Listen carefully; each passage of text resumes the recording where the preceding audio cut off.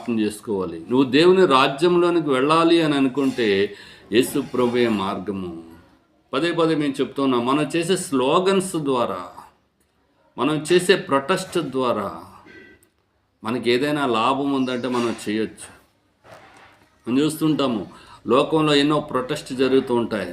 పలానా వాళ్ళని down down అంటూ ఉంటారు, పలానా వాళ్ళకి జిందాబాద్ అంటూ ఉంటారు. వీళ్ళు చేసే ప్రొటెస్ట్ ద్వారా, వీరు చేసే ఆందోళన ద్వారా, వీరు వ్యక్తపరిచే వీళ్ళ నిరసన కార్యక్రమం ద్వారా వాళ్ళకి లబ్ధి చేకూరితే చాలా మంచిదే కదా.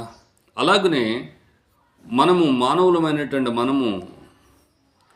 మనము చేసే స్లోగన్స్ ద్వారా, మనం ఆరాధించేసే ఆరాధనల ద్వారా మనకి లబ్ధి చేకూరితే మంచిదే కదా. లబ్ధి అంటే అన్నిటికంటే గొప్ప లోటు, లేక మానవునికి గొప్ప అపాయకరమైనటువంటిది ఏదైనా ఉన్నదంటే అది పాపం మాత్రమే. పాపం నుంచి నువ్వు